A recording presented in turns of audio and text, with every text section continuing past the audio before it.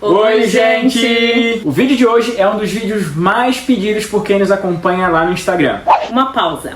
Se você caiu de paraquedas aqui, não tá entendendo nada, que é um canal infantil, tá sem criança, e não nos segue lá no Instagram, a Bia e o Miguel são nossos filhos e eles são autistas nível 1. E o pessoal lá do Instagram vira e mexe nos pergunta: como que vocês chegaram ao diagnóstico? Quais foram os primeiros sinais? Quais as características? E nós nunca suspeitamos de autismo. Então, para ajudar esses pais que estão tão perdidos quanto nós no começo da nossa jornada, que nunca imaginamos que o autismo fosse entrar na nossa vida, resolvemos então gravar esse vídeo, onde nós vamos contar um pouquinho da nossa jornada. Como que foi desde a gestação da Beatriz até o diagnóstico.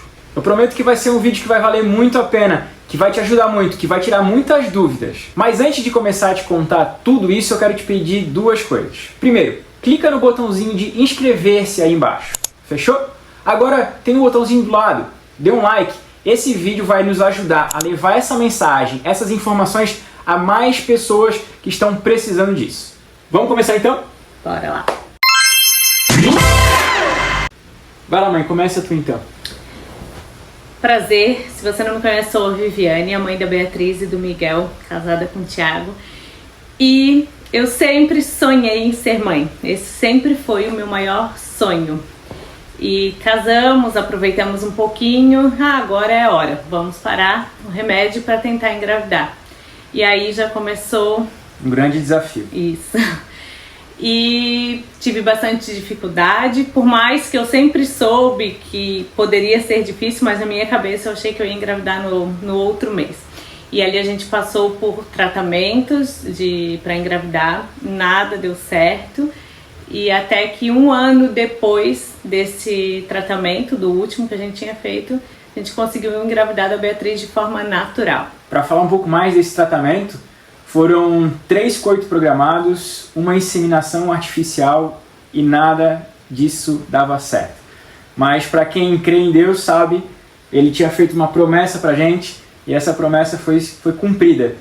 Quando a gente, como a Vivi falou, de forma natural recebeu a notícia de que seríamos pais de uma linda menina que nasceria em 22 de agosto de 2014. E após o tão sonhado positivo, começamos, na verdade, a viver esse lindo sonho. A gestação foi tudo perfeita, o pré-natal tudo em dia, tudo certinho, tudo ia maravilhosamente bem. A cesárea foi agendada por precaução médica e ela nasceu super bem, com as notas ali do nascimento 9 e 10, então deu tudo certo. Peso foi liberado da maternidade conforme o prazo, tudo dentro dos conformes, né? Viemos para casa, começamos a nossa vida de pais, assim, aquela vida de quem tá no primeiro filho e não sabe muito o que fazer, mas tudo indo de forma muito tranquila. Igual aquele meme, né? E agora, o que eu faço? Quando chega em casa, e agora? Não tinha enfermeira, não tinha nada, e era nós dois, mas a gente se deu super bem e foi tudo maravilhosamente bem até os 6 meses da Beatriz. E aqui então a gente começa com os primeiros sinais. A primeira coisa que a gente percebeu que mudou de forma muito brusca na vida da Beatriz, na nossa vida, foi de 6 para 7 meses, né? Foi quando a Beatriz ela mudou, assim, absurdamente o sono dela. Ela dormia assim, até os 6 meses de idade ela dormia de forma profunda. Som alto, barulho dentro de casa, podia mexer nela, ela dormia a noite inteira, ela não acordava. Mas aí nessa virada dos 6 para 7 meses, a Bia começou a não conseguir mais dormir a noite inteira. Estranhamos bastante, conversamos com o pediatra, é normal, é uma fase, e ficamos acompanhando a tal fase passar. E não tinha evolução, só estava piorando, cada vez ela solicitava mais a gente, precisava dormir sempre muito próximo. Ela tinha crises de choro absurdas de madrugada, então a gente não sabia se era dor. É lógico que os pais recentes ainda, mas assim, a gente não sabia o que fazer, porque o choro era algo assim, desesperador. Desesperador, exatamente. Eu acho que isso se resume assim, porque não era não era um choro de dor, de cólica, e a gente tentava de tudo e não resolvia. E a gente vai eliminando, né? Quando é bebezinho que não fala, a fralda tá limpa, tá com o banho tomado, tá com a barriguinha cheia, não tá com cólica. Nossa, por que que chora e por que que não dorme? E aí eu comecei, me ligou um alerta, daí eu disse, não pode ser só uma fase.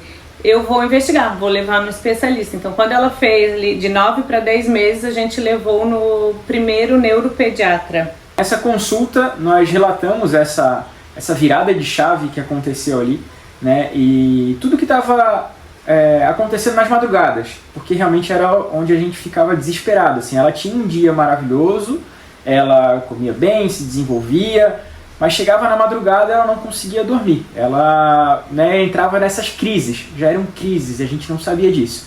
E a primeira neuropediatra que atendeu ela, novamente falou que era uma fase e que nós estávamos procurando coisas onde não alguma coisa onde não tinha.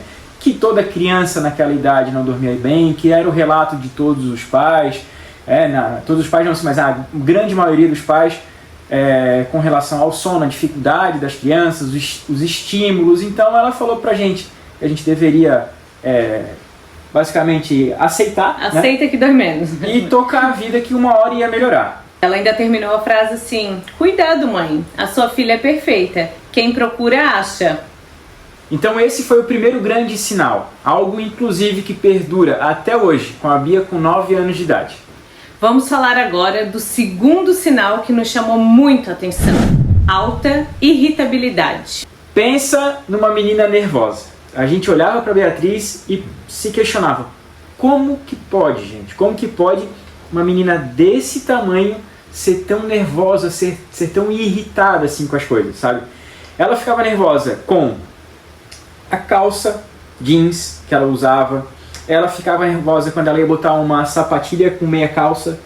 Ela ficava nervosa com alguma coisa que frustrava ela. Às vezes já acordava nervosa sem nenhum motivo aparente. Exato, sem motivo nenhum. Ela simplesmente acordava de cara feia, querendo gritar, enfim.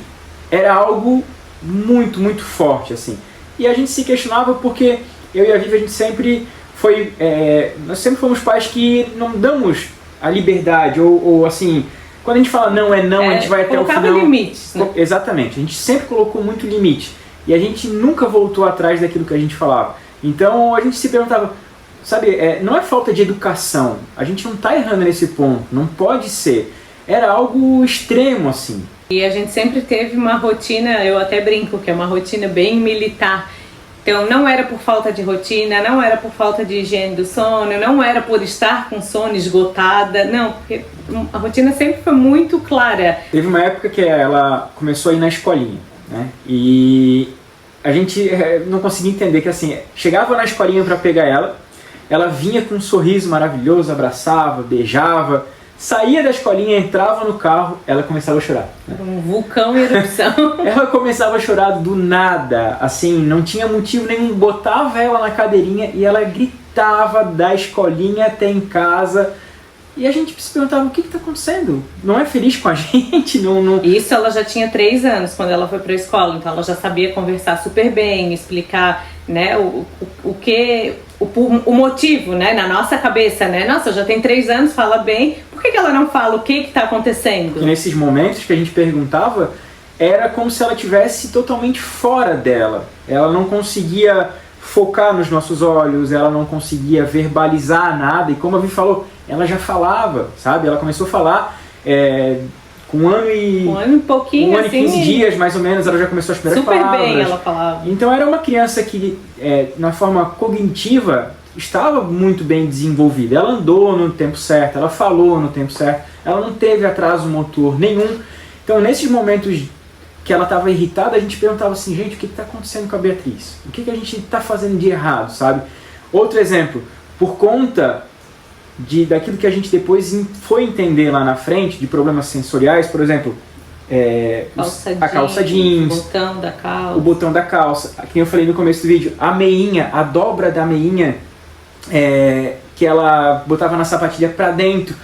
Aquilo irritava ela de um jeito que a gente deixou de ir em alguns aniversários, onde a gente chegou na porta da festa ou qualquer outro tipo de evento, para entrar, e chegava lá, a Beatriz saía de casa gritando, chorando, e assim, a gente não se culpa por isso, mas como ela era muito pequenininha na época, a gente questionava pra gente assim, uma criança de 1 ano e meio, 2 anos não pode decidir o que vai usar. Então assim, talvez você esteja até passando por isso, e eu quero te dizer, não se culpe por isso se você ainda não chegou a um diagnóstico, por estar querendo fazer o melhor para o seu filho. E o que a gente entendia na época era que a gente estava tentando fazer o melhor para os nossos filhos, para Beatriz no caso, né?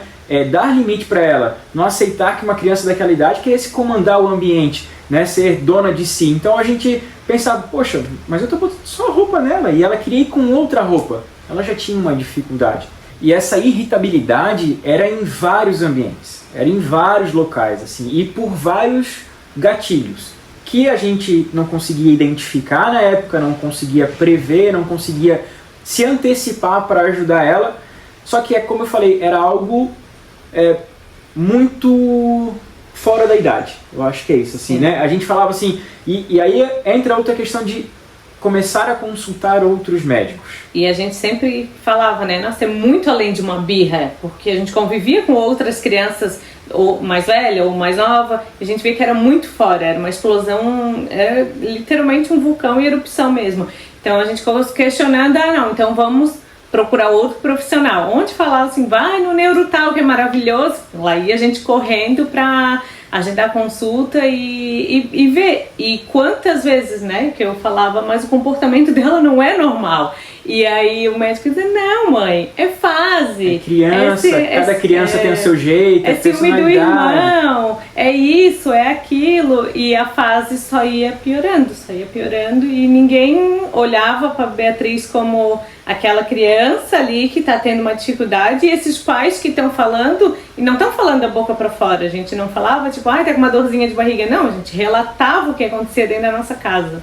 Para fechar essa questão da irritabilidade, a gente chegou no ponto alto, no auge da situação dela, quando a gente já estava começando a ter problema com o vizinho, né? Os gritos dela eram intensos, ela quebrava coisas dentro de casa, ela chegou ao ponto de se automutilar, começou realmente a ficar de forma descontrolada, e o nosso desespero só aumentava. Então, gente, a alta irritabilidade foi um outro ponto que nos fez começar a procurar, profissionais para achar um caminho, encontrar ajuda, mas que infelizmente demorou muito. Terceiro sinal, e talvez o mais assustador de todos. Algo que me arrepio todo e que eu nunca mais quero passar na minha vida. Vou assumir aqui porque ele não vai dar conta que isso mexe até hoje demais com o Thiago. A Beatriz começou a ter crises de convulsão. E como aqui nada é típico, era uma convulsão de ausência. De ausência. Então ela só paralisava conforme ela estava. Se ela estava sentada, deitada, ela paralisava e ela só mexia os olhos assim para o lado, dava uma torcidinha às vezes no braço, mas não falava, não respondia. Uma fase bem difícil e com muito ponto de interrogação, porque a gente nem sabia que aquilo era uma convulsão. Então ela começou a ter algumas, antes de a gente saber que era convulsão, ela teve algumas que hoje a gente enxerga como uma crise convulsiva, mas o que chegou a ter esse diagnóstico foi um dia que ela acordou e ela me chamou, eu estava na cama e ela estava no colchão no chão, ela me chamou e ela olhou para cima, balbuciou 2 palavras que eu não consegui entender, e eu fui correndo, acudi ela não me respondia mais, estava paralisada, sentada como ela estava ali, ela ficou. E eu, sem saber o que levei ela pro banheiro, jogava água gelada no rosto dela para ver se ela me respondia, e nada. Aí liguei pro Thiago, o Thiago já estava no trabalho, ele veio correndo para casa e foi o dia, assim, o pior dia da nossa vida, assim, né? Desde que a Beatriz nasceu, assim. Foi uma sexta-feira 13. A gente não tem superstição. Mas marcou, né? Mas marcou. E eu lembro que eu cheguei em casa e a Bia estava totalmente desorientada.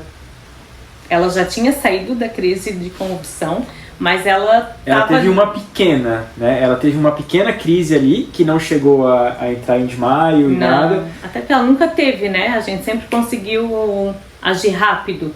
Mas nesse dia, depois que ela se recuperou dessa pequena, quando eu cheguei em casa, ela começou de novo a ficar bem desorientada. E eu percebi que ela começou a ficar um pouco pálida, até que a boquinha começou a arroxar. E aí ela desmaiou no meu colo. E eu consegui... Eu sou filho de bombeiro, então, por mais desesperado que eu tava, eu consegui pegar ela pelo braço. O Miguel nem tinha 40 dias. Miguel era recém-nascido, a Vivi estava ainda naquela situação de pós-parto.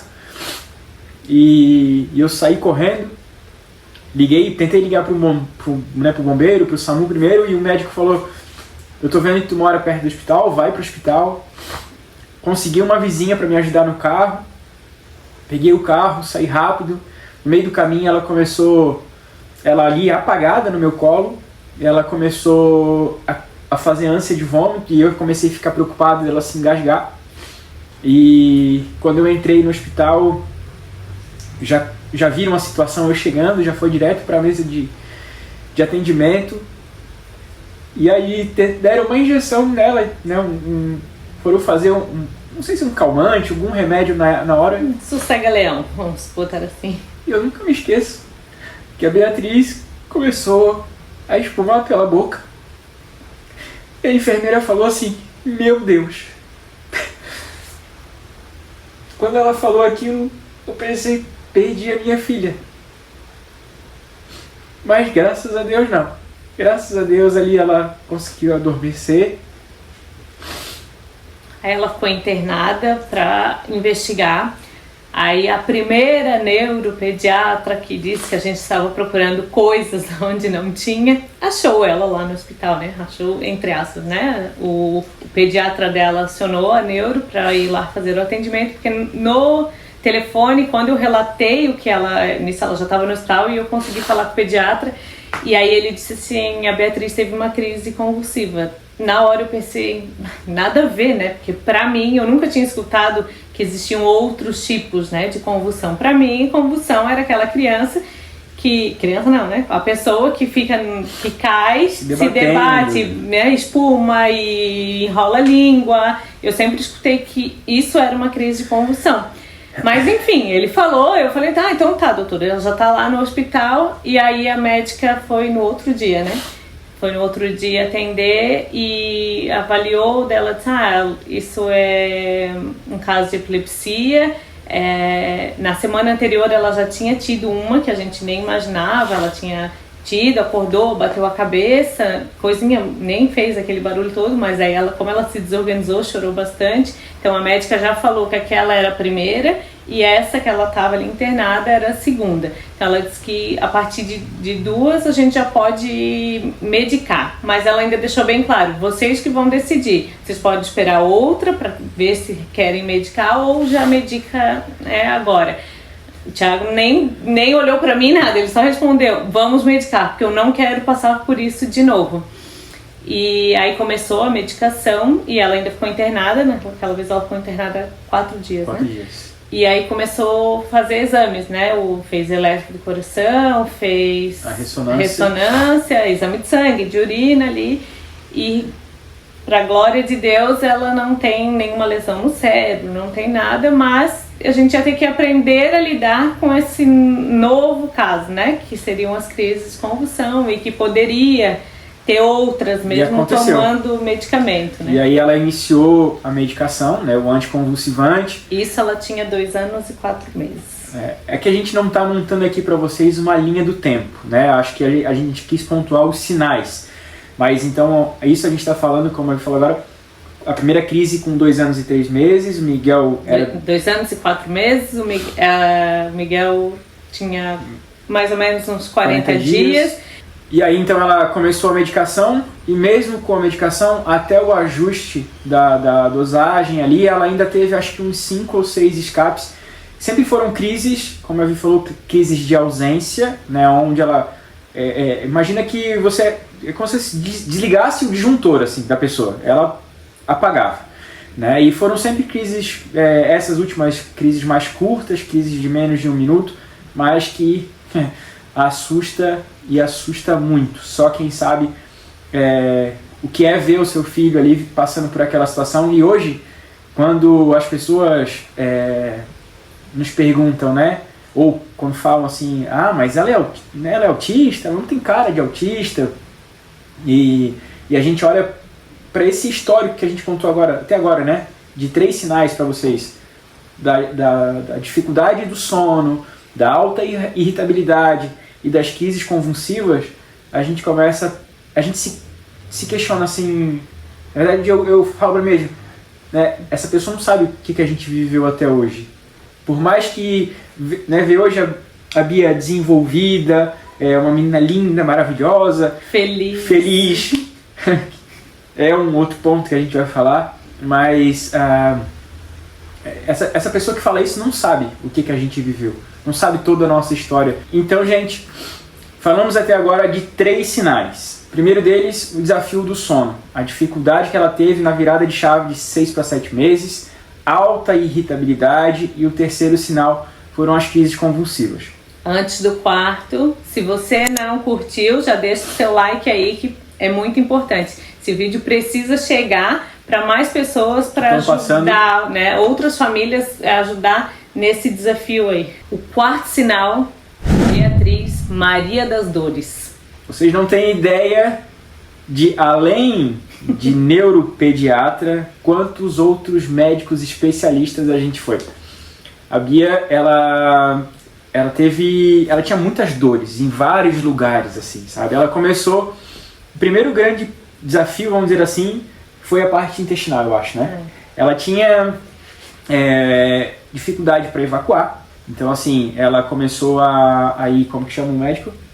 No gastro, para poder entender, né, a alimentação, tudo mais. Aí ela entrou... Eliminar, né, a alergia à proteína do leite, lactose, então, refluxo. Primeira especialidade que ela visitou ali, vamos dizer, foi o gastro, para poder ajudar nisso aí.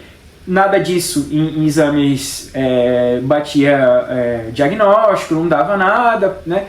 E aí ela começou a tomar como é que chama? Manipulado. Na verdade, ali ela não tinha nem... A dificuldade que o Thiago fala não é que ela era presa. Ela trancava o intestino dela. Ela conseguia manipular isso na cabeça dela para trancar. Que é um outro sinal do autismo no caso dela, né? Que nem toda criança vai ter as mesmas características, que fique bem claro isso. Mas já há grandes estudos, a gente já leu várias vezes sobre essa questão do problema intestinal relacionado ao autismo. Então, como a gente não tinha ainda nesse momento o diagnóstico, né, como a gente não sabia, a gente queria ajudar ela, né? Então, assim, ela, por conta dessa dificuldade, ela teve que muitas vezes usar supositório. Eu tive que levar ela para fazer lavagem, porque ela ficar dias sem conseguir fazer cocô. E mesmo com o supositório, nessa vez, né, a gente tinha usado o supositório, ela tinha conseguido fazer, só que ela acordou de madrugada com uma dor, chorava muito, dizia que a barriga doía. Só que como ela é a Maria das Dores, a gente sempre ficava na dúvida, será que realmente, porque tudo que era assim virava grandioso para ela. E fora as vezes que ela simulou a dor de barriga para tomar o remedinho de cólica. E aí a gente dava um pouquinho de azeite, um pouquinho de água, com alguma coisinha para dar um saborzinho, para tentar ver se aquilo realmente era dor ou não. Vinagre de maçã. Mas realmente isso ela simulava, porque ela gostava de tomar o remedinho. E aí a gente ficou naquela, será que é? Ficamos esperando, não passava, fazia massagem, fazia um exercício, né, com a perninha e nada, não passava, já tinha usado supositório. Aí o Thiago falou, não, eu vou levar ela no hospital porque realmente acho que ela tá com muita dor. Aí chegou lá, eles fizeram algum exame ou só palparam? Palparam e vamos ter que fazer lavagem. Vamos encarar mais essa aí. Bom, passando ali ou vivendo junto a etapa do problema gastrointestinal, ela começou a ter dores nas pernas. E aí a gente começou uma nova investigação, um novo caminho, procura especialista. E nessa fase a gente foi em vários especialistas. Da onde que era aquela dor? É a dor do crescimento. Vamos ver a questão reumatológica dela.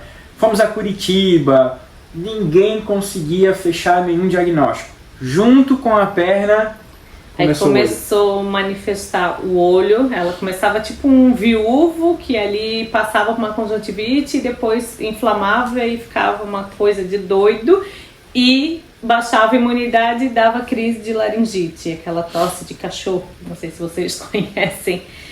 E aí juntava a dor da perna, o problema no olho, que chegou inclusive a afetar a córnea dela, só para vocês terem ideia. Então a gente foi em oftalmo em Joinville. Gente, a gente rodou Santa Catarina inteiro para tentar ajudar, porque o desespero era tamanho que a gente não conseguia entender tantas dores que ela tinha e que não tinha diagnóstico. Graças a Deus, que fique bem claro aqui, que não tinha diagnóstico, mas a gente queria ajudar a nossa filha, porque a gente via sofrimento dela.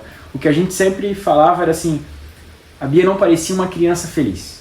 Ela não parecia uma criança feliz. Não só pelas dores, mas os incômodos que ela tinha no geral, assim. A gente, sabe quando você olha para o seu filho e a única coisa que você quer é um sorriso? Eu não encontrava um sorriso na Beatriz, mesmo vivendo num ambiente acolhedor, com pessoas que amavam, no geral, um ambiente confortável, com comida, com brinquedo, com tudo. Para ser feliz, ela não apresentava felicidade, não tinha isso nos olhos dela. O olhar era triste, era um olhar perdido, e quando ela conseguia, né, encontrar, o nosso olhar era um olhar de desespero, né, pelo amor de Deus, me ajuda. Ela não falava isso, mas era isso que a gente conseguia ler, né.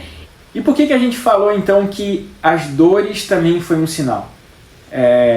Quando a gente chegou no diagnóstico, esse foi mais uma das características que o neuropediatra que atendeu ela inclusive falou. Antes da gente relatar as dores, ele disse assim, a menina autista, ela é a Maria das dores, vocês vão gastar horrores e não vão achar nada. E a gente já tinha vivido isso, a gente já tinha gasto, já tinha visitado vários médicos e graças a Deus não achava nada. Sim. Mas já era um sinal do autismo ali nela. E o quinto sinal que nos chamou muita atenção foi ela ser a menina tímida. A Bia era aquela criança que chegava na festa, demorava 1 hora, 1 hora e meia para começar a brincar. E quando ela começava a desenrolar, a brincar, a querer sair de perto da gente, a festa estava acabando. Eu não sei se você já passou por isso, mas essa era a Beatriz. Ela ficava no nosso colo, chegava na festa, ela sentava no nosso colo e ali ela ficava. Muitas vezes ela chorava, né? Porque ela queria brincar e quando a gente tentava... Sabe aquele negócio de que a gente não sabe o que está acontecendo e fala assim, vai brincar, tá cheio de criança lá. Então, na cabeça de quem é leigo, né, de quem não tem conhecimento nesse assunto, é a menina tímida. Ela é muito tímida. Não era.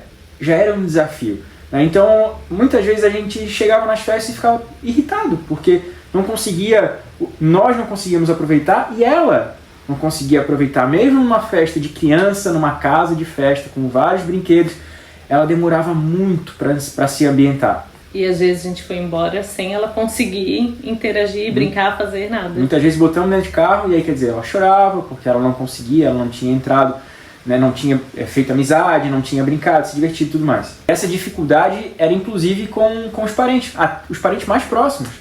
Os avós, os tios. Ela nunca foi uma menina de abraçar, de beijar, sabe?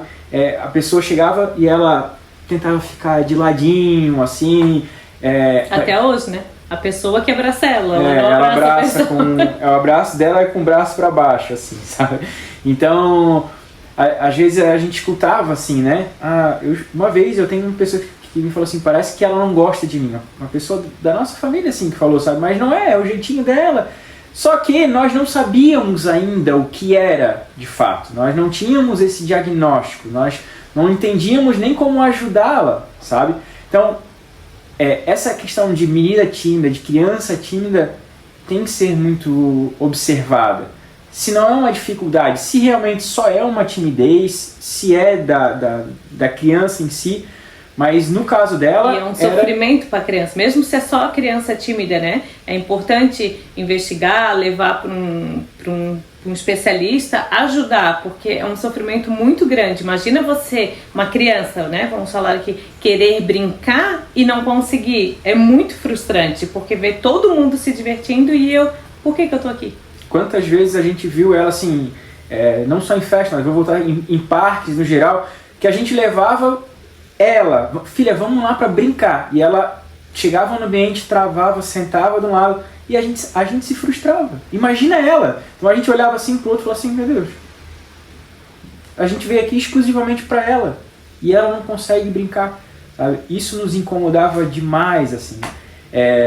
Essa questão, por exemplo, a questão na escola, né? Com os professores, com os amiguinhos, ela sempre demonstrou uma certa trava até conseguir ter um ponto, assim, um norte, né? Uma pessoa, como é que se fala de... Porto seguro. Porto seguro, isso, né? Não é nem questão de confiança, mas sim um porto seguro, dela conhecer aquela pessoa e se soltar para chegar próximo, para brincar. Então hoje, ela bem mais, né, ela super avançada em relação a isso, já é as pessoas olham e falam assim, não, mas né, não pode. Mas como a gente já falou antes ali, ela já está há 3 anos evoluída em terapia. E ainda tem a dificuldade de interação social, então não é com qualquer lugar que ela vai se soltar. E que hoje a gente tem, por conta das terapias e de saber, entender a cabecinha dela, a gente tem ferramentas para ajudar ela a lidar com essa dificuldade. Eu sou muito emotivo, né? E tem um outro ponto assim que eu nunca vou me esquecer. A gente sempre gostou muito de passear, de viajar, né? E a gente, desde que ela é pequenininha, nossos passeios mudaram. Pai muda passeio, né? A gente antes viajava para lugar que tinha lojinha, porque a mãe gosta de ver lojinha, e a gente começou a ir em hotel fazenda. E em hotel fazenda tem a recreação, tem os tios, né? E ela sempre gostou muito de ter os tios, mas ela nunca acompanhava aquilo que acontecia lá com os tios. Ela falava no carro, né? Ela falava, não, eu vou brincar, eu vou participar da programação, tal. Chegava lá, vai Beatriz. Beatriz não ia. E eu lembro uma vez que a gente foi no hotel Dona Francisca e ela queria muito brincar. Muito, assim. Ela via as crianças e a gente tentava e nada. E até que ela abraçou, assim, me abraçou com a cabeça na barriga, assim, e começou a chorar. É um choro de tristeza tão grande, e assim, e aquilo me machucou tanto. E aí eu falei pra ela, filha, quer brincar com o pai? E isso ela já tinha o diagnóstico e ela estava em terapia. Enquanto o Thiago tentava resolver com ela, eu estava ali mandando mensagem para a psicóloga, ela me ajudando para todo mundo, para ela poder participar daquele momento. E ela acabou o momento com os tios, ela extremamente frustrada. E aí ela falou pra mim, eu falei pra ela, você quer brincar? Ela quer. E eu levei ela pra uma quadra e eu falei, você quer brincar de pega-pega? Quando eu falei isso e saí correndo, eu consegui olhar pra ela e ela fez assim, sabe, um alívio por ter percebido que a gente tinha empatia naquela situação. Não era um pai indo brincar com o filho, era um pai tentando acolher daquela forma, sabe? Então, você tem um filho tímido, você tem um filho que não está conseguindo interagir com as pessoas, que parece que nunca está ambientado, cuida, né? Pode ser que não seja o autismo, mas esse foi mais um sinal. Esses foram os principais sinais que nos chamaram a atenção, mais ainda de ligar alerta, procurar e questionar, né, os profissionais. Mas tem outros que são sutis, né, perto do que a gente vivia e que também, né, nos chamaram a atenção, mas que a gente conseguiu perceber alguns só depois, né, de ter o diagnóstico. Um que foi antes, mas que os médicos também dizem que é normal, que a criança faz isso mesmo, ela sempre sentou em W. Hoje, com 9 anos que ela parou, só que de vez em quando acontece, eu tenho que pedir para ela mudar, e que é uma característica bem comum no Google. E outro que que é até hoje, né, demais, é a rotina. Então, por mais que ela ama sair da rotina, mas tem certas coisas que ela tem que ser muito, muito certinho. Então, tipo, no som do carro, tem 2 formas de mostrar a música. A gente usa sempre a mesma. Se muda, ela já fala, não, mas o som não é assim. Ela quer que bote no caminhos, né? E eu também, né? Eu também tenho que ser caminho. Assim que a gente teve o diagnóstico, né? A gente descobriu muitos caminhos de vir para casa e ir para os lugares, porque uma das terapeutas falou assim, muda as rotas. Isso desorganizava demais ela. Então assim, sabe o caminho que você vai sempre para casa do seu pai, da sua irmã, do seu amigo? Você tem certo. A gente fazia isso também, era sempre um caminho só. Quando ela percebia que aquele caminho era diferente, pronto, crise. Aquilo desorganizava ela. Então sentar em W já eram características e a gente foi começar a perceber depois, né? Tu acabou de falar da rotina de casa, rotina do dia a dia, né? O que fazer ao acordar, o horário de almoçar, o ir para a escola, voltar. Então, como a Vi falou, ela sempre gostou muito de sair da rotina, mas o sair da rotina desorganizava ela de forma absurda, assim, né? Essa questão de seguir rotas que está dentro, né, da rotina. Né? A outra coisa que a gente gostava muito, né, de passear na outra cidade, só de dar uma volta dentro do carro, sem não ter um destino, assim, às vezes parava em algum lugar para comer, mas não, às vezes, só vamos dar uma voltinha, ou acabamos de sair de um restaurante, vamos dar uma voltinha na outra cidade. E ela odiava. Meu Deus. Não saber para onde vai, não ter um destino certo, não era conhecer. Uma loucura dentro do carro, ela gritava, chorava. A gente, chorava. Quando namorava, gostava muito de passear, por exemplo, sair para comer e ia dar voltinha na praia, né? Porque a gente mora no litoral, então dava uma voltinha na orla e voltava para casa. Essa voltinha com ela era impossível de ser feita. Por quê? A gente foi entender depois. Até hoje ela não gosta, mas hoje se ela sabe que a gente só vai tem que ser bem comunicado antes. Aí ela entende, por mais que ela fique desconfortável. Mas o dar uma voltinha para ela na época era muito vago. Então assim, já era mais uma característica, o fato de não ter um destino, não saber vou daqui até aqui, né? Então assim, quanto tempo que é essa voltinha? Onde é que é essa voltinha? O que vai acontecer nessa voltinha? Estava muito amplo, né? Muito vago, então não dava certo. Outro detalhe que a gente foi percebendo ao longo do tempo também foi com relação à alimentação. A Beatriz, ela nunca teve seletividade alimentar, ela sempre comeu, não vou dizer de tudo, mas assim... Mas o que era colocado, ela comia. Só que algumas coisas incomodavam ela. Então, por exemplo, colocar o feijão e o arroz, ela come até hoje separado, né? Ela come num pirezinho. A gente brigou muito, a gente relutou muito até conseguir aceitar isso, até entender que aquilo para ela era algo que incomodava.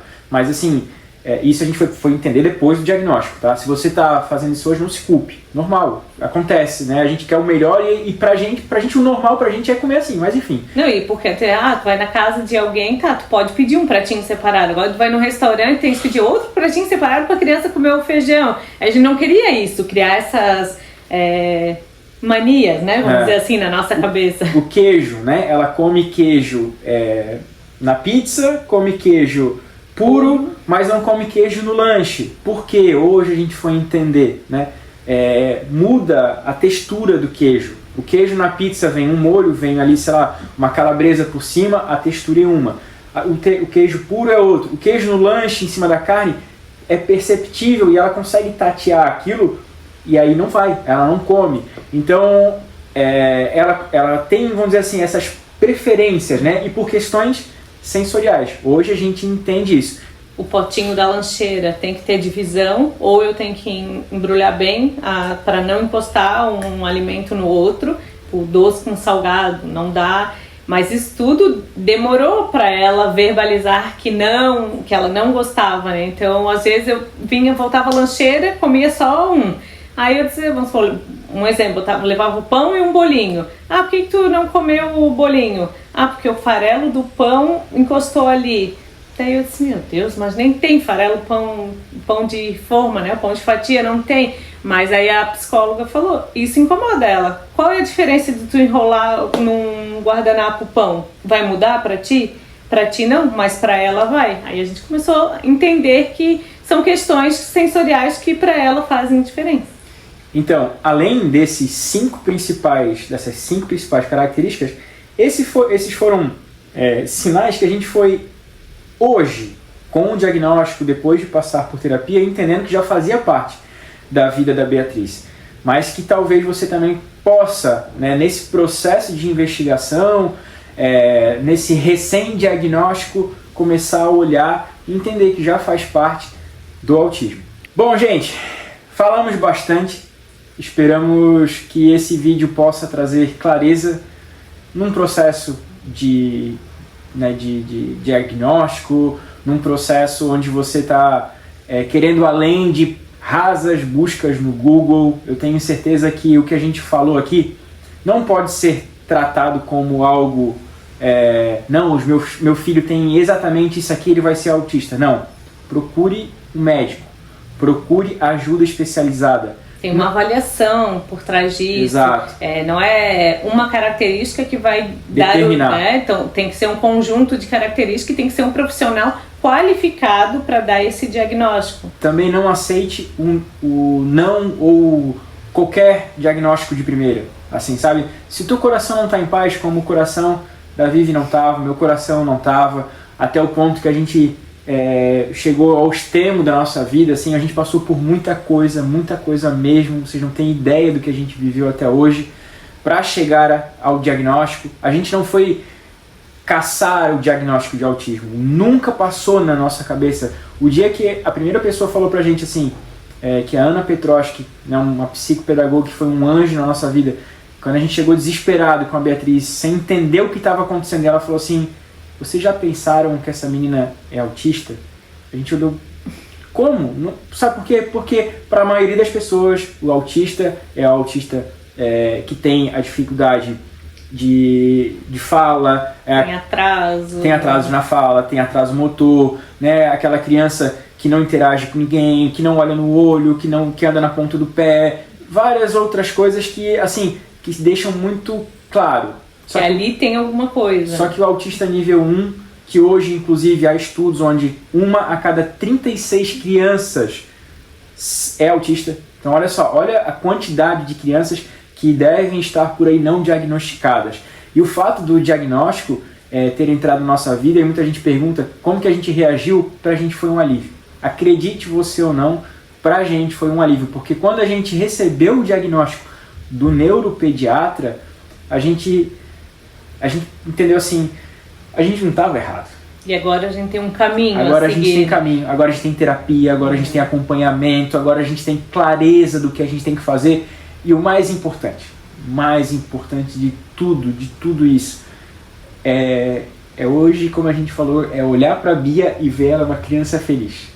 A Bia é uma criança maravilhosa. Ela vibrando com as próprias conquistas dela, ela se percebendo que Exato. Ela é diferente. A gente pode depois fazer um outro vídeo contando como a gente contou para eles que eles eram autistas. Esse foco a gente está falando da Beatriz porque é o que é mais pedido ali. Foi o primeiro diagnóstico. Foi o primeiro diagnóstico e é realmente o vídeo mais pedido. As mães de meninas querendo saber como que a gente teve, porque tem crianças... minha filha também faz isso, conforme a gente vai relatando lá no Instagram e vai acendendo a lâmpada. E hoje ela é uma outra criança. A gente sempre brinca, né? A gente tem 2 vidas, né? A vida antes do diagnóstico e a vida depois.